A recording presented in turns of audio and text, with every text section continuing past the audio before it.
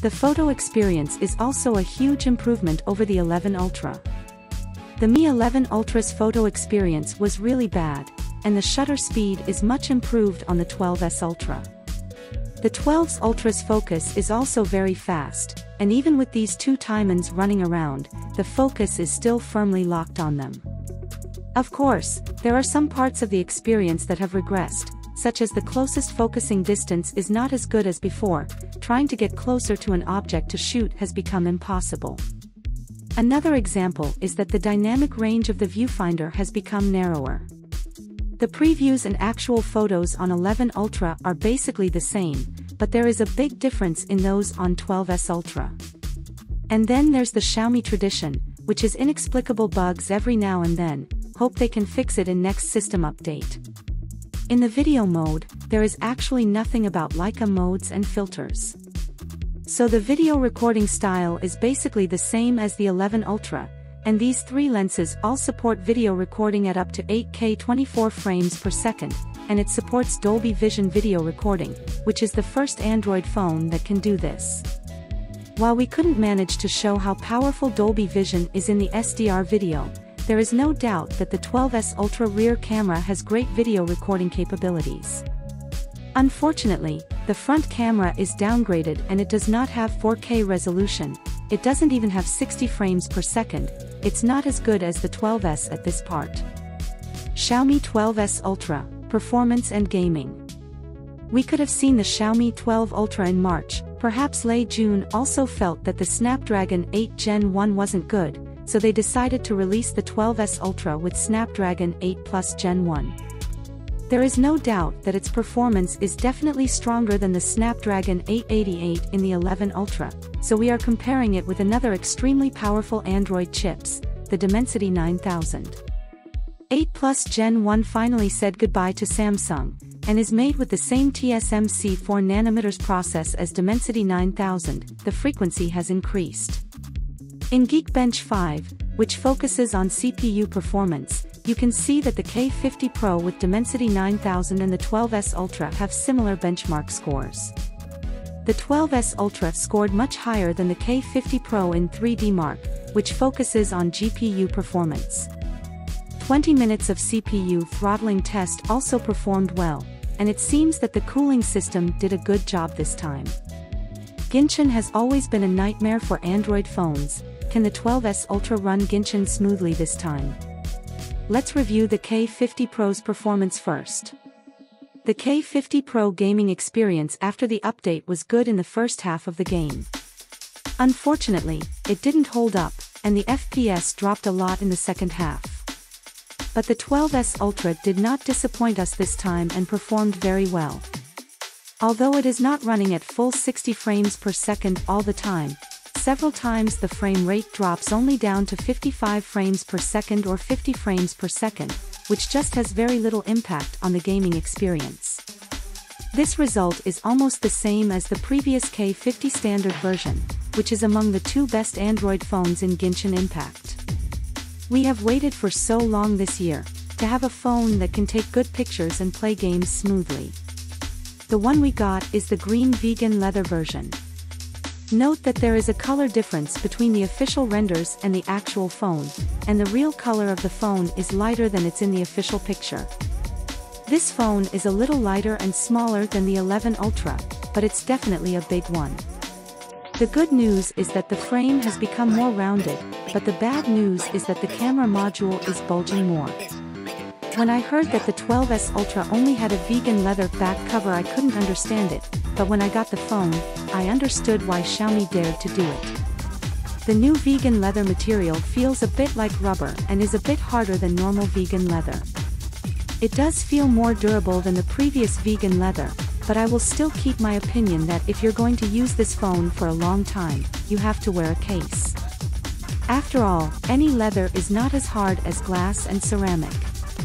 The SIM card slot can hold dual nano SIM cards, NFC. IP68 waterproof and IR emitter are also there, but there is no USB 3.0. You can't believe a phone that sells for $900 is still using USB 2.0. Let's hope we see Xiaomi using USB 3.0 before I die. Xiaomi 12S Ultra display. The most boring part of the 12S Ultra is the screen. It uses the same screen as the Xiaomi 12 Pro and 12S Pro, so we won't go into that again. Xiaomi said at the launch event that this is the best screen they've ever used. Well, I don't agree with that. First of all, the color shift problem. The 11 Ultra Z4 does not have that problem.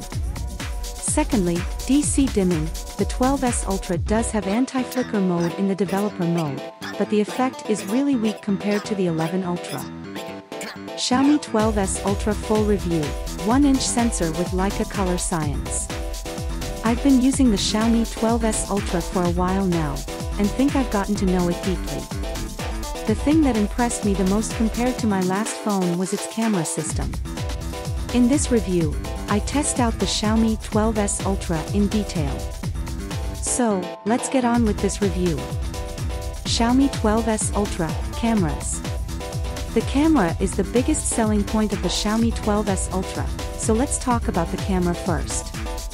If we just look at the sensor, the Xiaomi 12S Ultra is not that much improved compared to its predecessor. The sensor of the ultra-wide camera and telephoto camera remain the same, only the main camera is replaced by Sony IMX989 with a larger sensor area, and the lens is upgraded to 8P with coding. The 12S Ultra comes with two built-in Leica color modes, Leica Vibrant and Leica Authentic. Simply put, the Leica Vibrant mode is Xiaomi's original color mixing style with a little Leica style. On the other hand, the Leica Authentic mode is to restore the color science on Leica cameras as much as possible. To visually show the power of this new 1-inch sensor, we turned off AI and selected Leica Vibrant mode for shooting. Compared to the 11 Ultra, the difference is not particularly huge in most of the daytime samples. We can clearly notice that the color brightness is lower and contrast is higher, so the colors are purer. The white balance will be more accurate and closer to the color temperature as seen by the human eye. The background bokeh, distortion control, edge and center image quality are all almost identical to the previous generation. It seems that in the daytime the new sensor and Leica do not bring much improvement in this mode. Instead, the new coating reduces more flare for the 12S Ultra. This does make a noticeable difference in photos. When it comes to night scenes, the new sensor and new algorithms make a significant difference, with a further improvement in dynamic range. Based on the shooting test we did, there is no overexposed areas in the extreme bright photos. But sometimes it's not a good thing to have strong HDR effect, such as in these pictures. Obviously the 11 Ultra is better. One of the biggest advantages of smartphone photography is that you can get a nice photo by pressing the shutter, and you don't need to retouch it yourself. But most phone AI processed photos are too eye-catching. Most of the photos are good at first glance, but your eyes will get tired of the exaggerated colors in the long term. The 12S Ultra's Leica Authentic mode is different from them all. In the past, controlling highlights and raising exposure in dark areas was the way to take good photos, but it doesn't do that this time. It makes the bright areas brighter where they should be, and doesn't raise its brightness in the areas where our eyes can't even see. There is no sharpening, and almost no noise reduction, and even vignetting is added around the photo. Saturation is intentionally reduced, and then with the exclusive watermark, there is really a Leica camera feel now. If you use this mode to take pictures, you should never care about dynamic range or noise or any other thing, just focus on the scene in front of you, and leave the rest to the 12S Ultra, then you can get a different kind of photo. There is no need to compare it with other phones in this mode, because technically it doesn't perform that well. But for normal people, we do not buy Leica cameras to shoot photos with the real colors, sometimes it's just for taking pictures at that moment.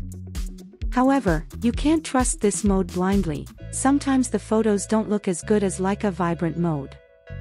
My advice is to use Leica Vibrant mode when you need to capture your life and Leica Authentic mode when you need to create your own photography.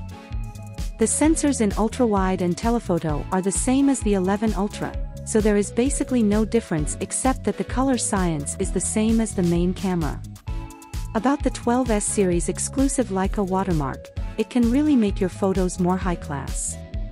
But there are more limits. First, it can't be used in night mode, the second is that it doesn't support HEIF and RAW formats, and the third is that it can't be added in albums.